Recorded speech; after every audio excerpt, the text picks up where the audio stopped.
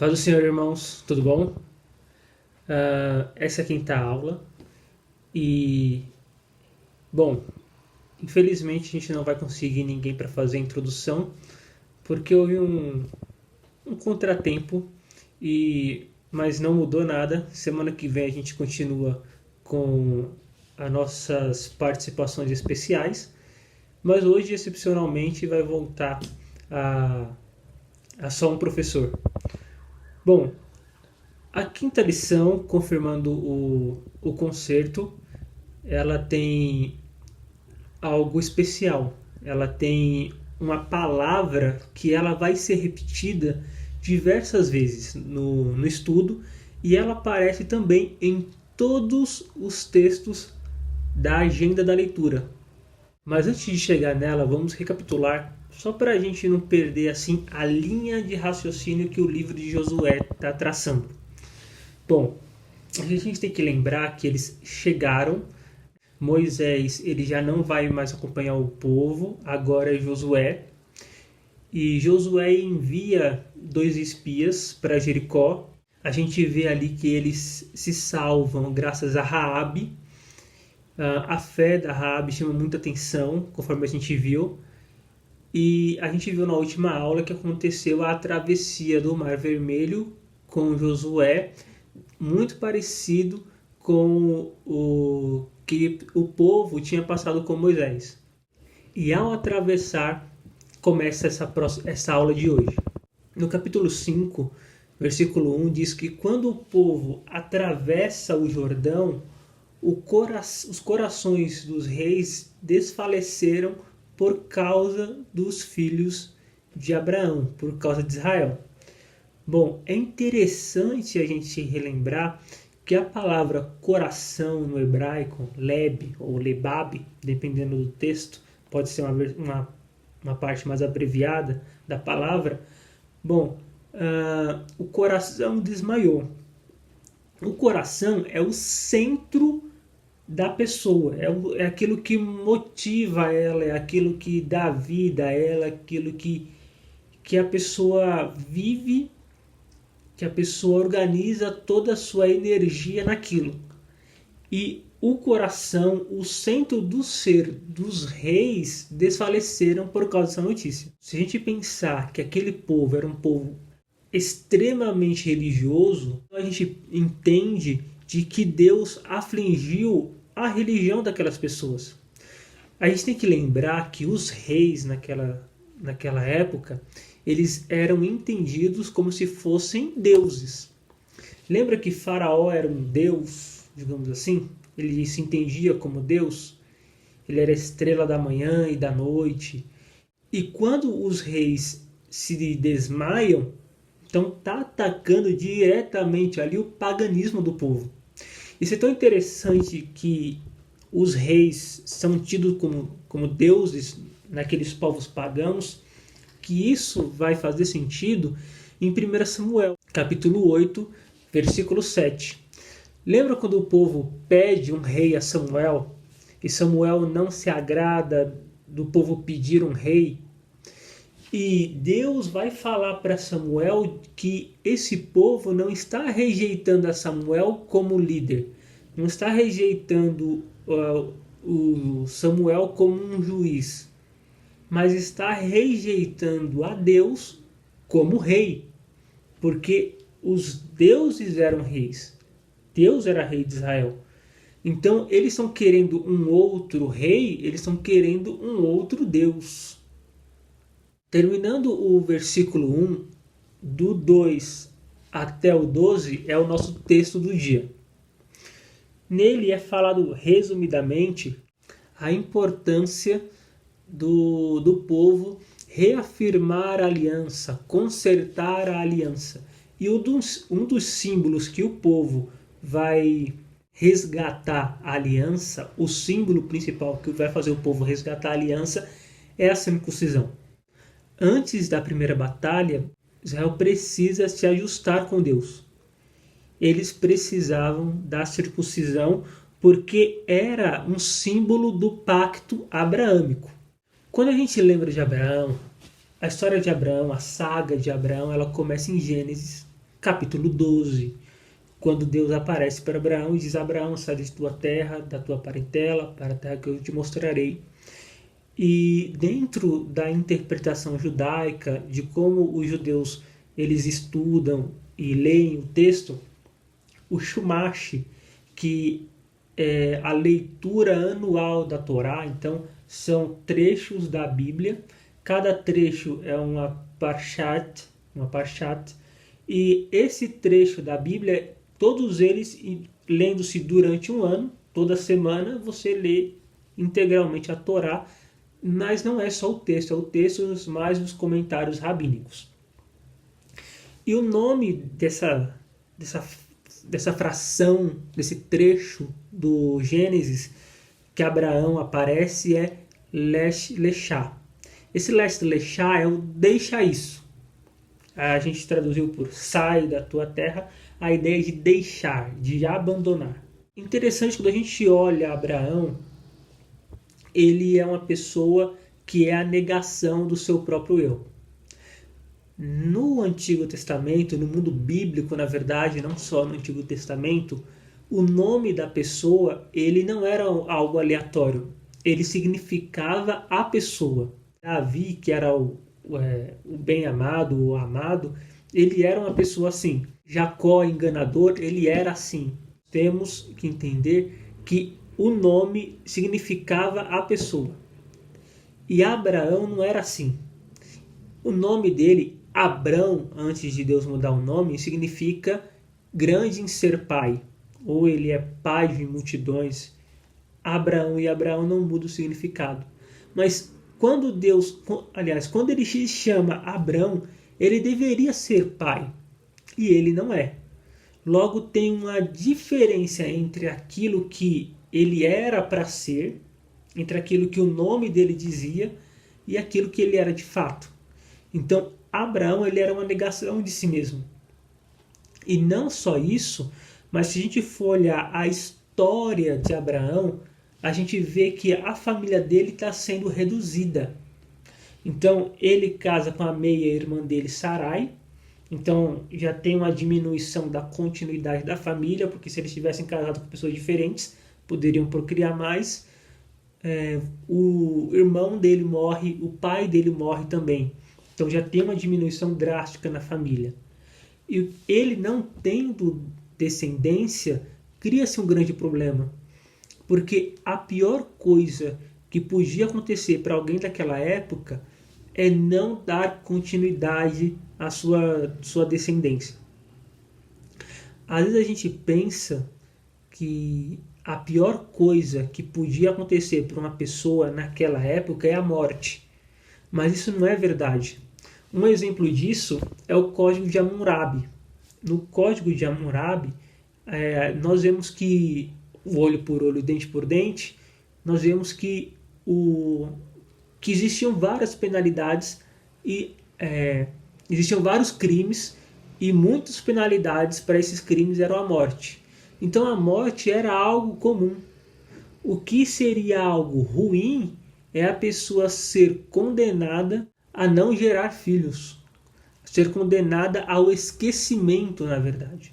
Aquela pessoa que era condenada ao esquecimento era pior do que a morte.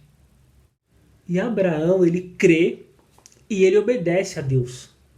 E veja bem, Abraão é conhecido como o pai da fé, não só no cristianismo, mas também no judaísmo e no islamismo.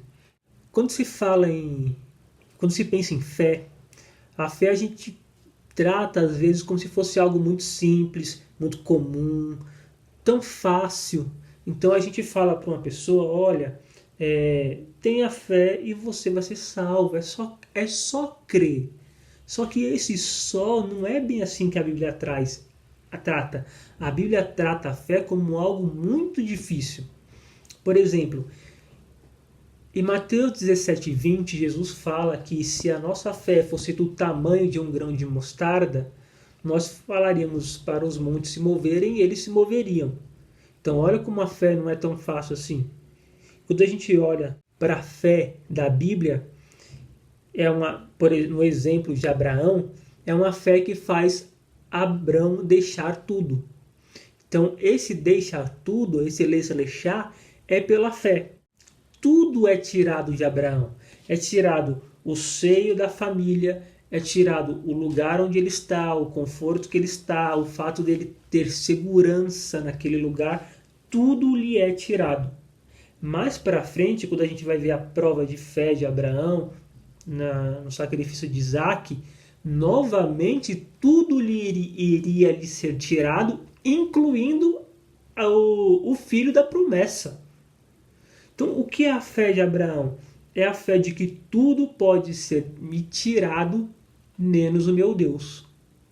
Olha como é muito parecida a fé de Abraão com a fé de Jó. Jó foi a mesma coisa.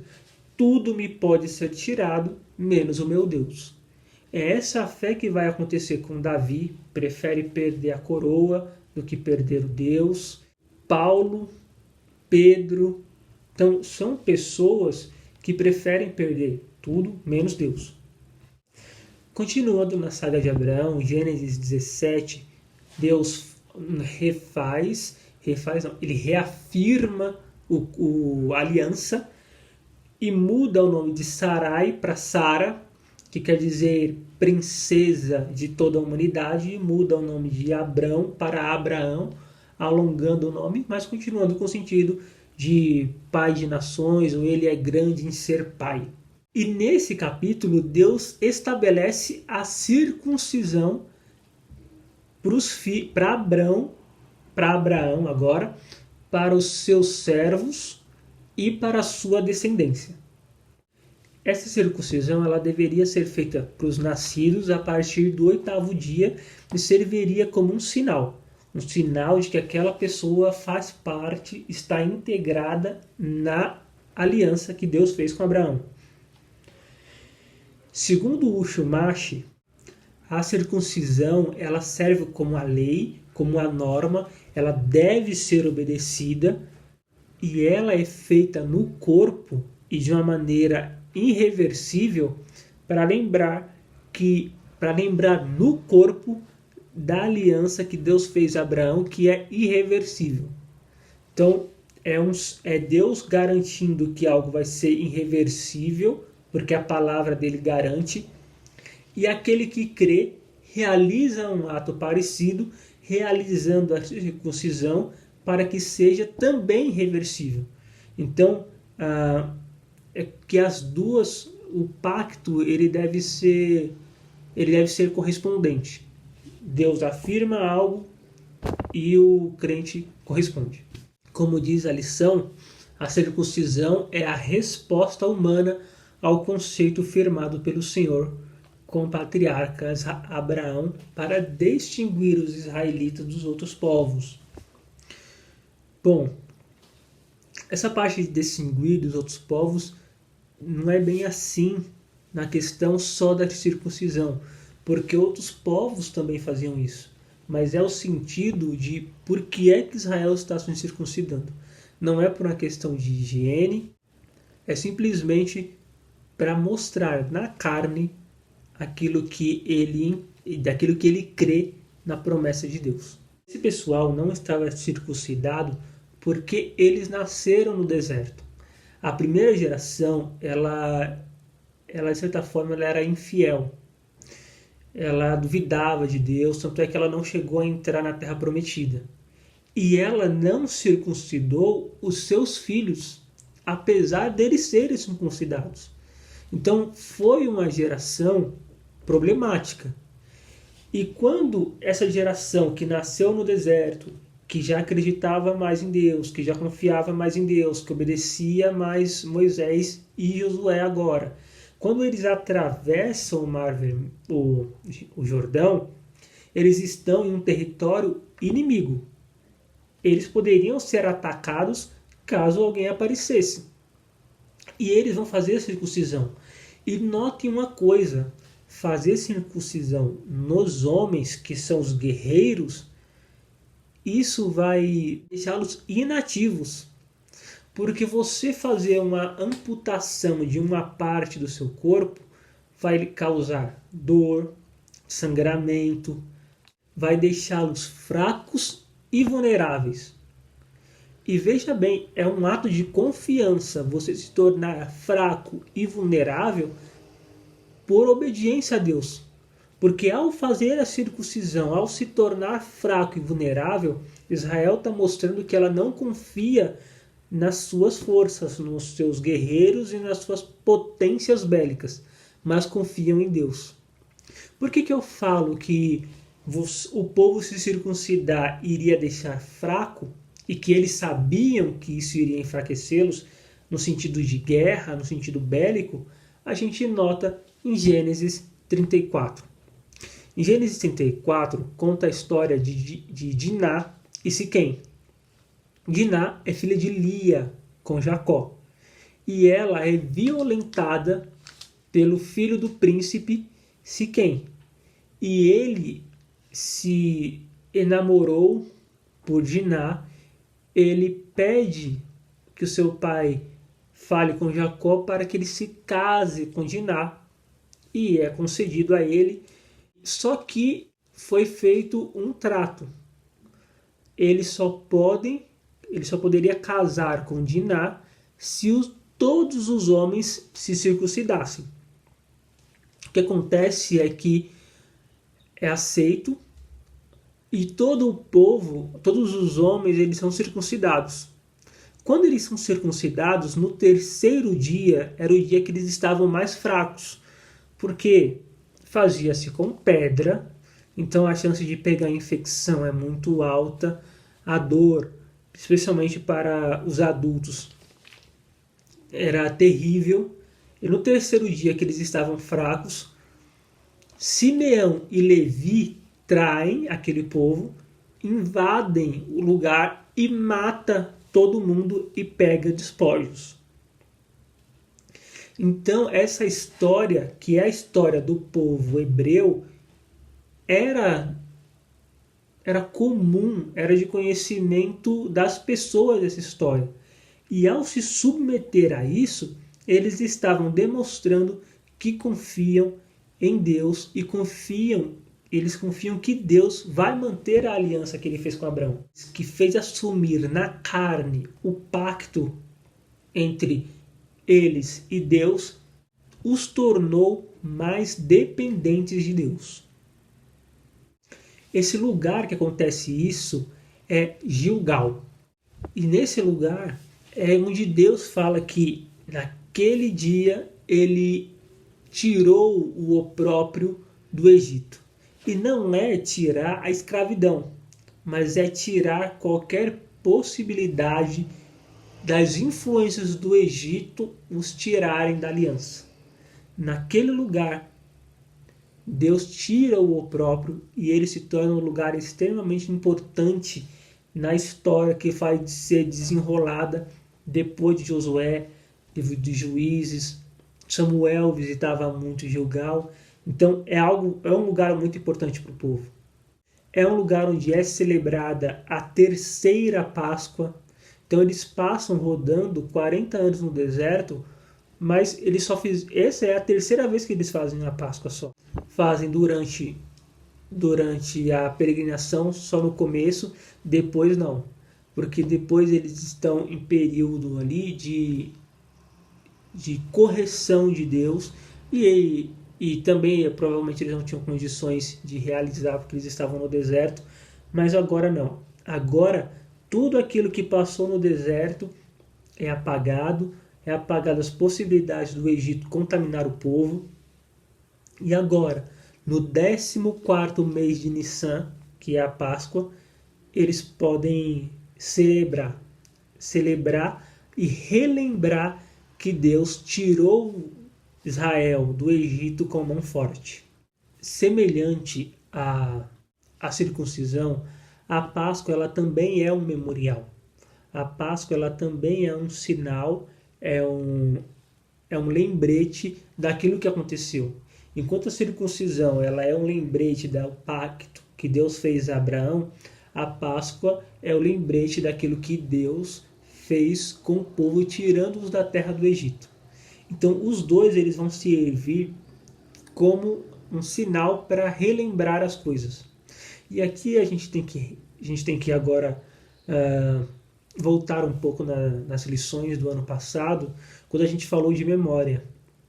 A memória, a gente viu que é trazer para o presente algo que foi do passado. Então, quando eu lembro de alguma coisa, eu trago para o presente algo que foi do passado. Então, aquilo que passou pode ser alegria, tristeza, raiva, ele volta naquele momento. Quando a pessoa celebra a Páscoa, quando o judeu celebra a Páscoa, ele está trazendo à memória os feitos de Deus. Quando acontece a circuncisão, o judeu ele está trazendo para o presente a aliança que Deus fez com Abraão. E nós também, quando nós celebramos a Páscoa, porque a Páscoa era um indicativo de que Jesus, de que o Cordeiro de Deus iria salvar o mundo, iria resgatar o mundo, iria expiar o pecado do mundo. Então, olha que interessante. Da mesma forma que os lembretes são para os judeus, da mesma forma acontece com a gente. Quando acontece a ceia, quando a gente faz isso em memória de Jesus, a gente está trazendo para o presente de forma racional, na nossa mente e nos nossos corações, nós estamos trazendo de volta, nós estamos trazendo para o presente o sacrifício de Jesus, a lembrança da expiação de Cristo. Essa lição ela fala muito da fé e da fé na aliança.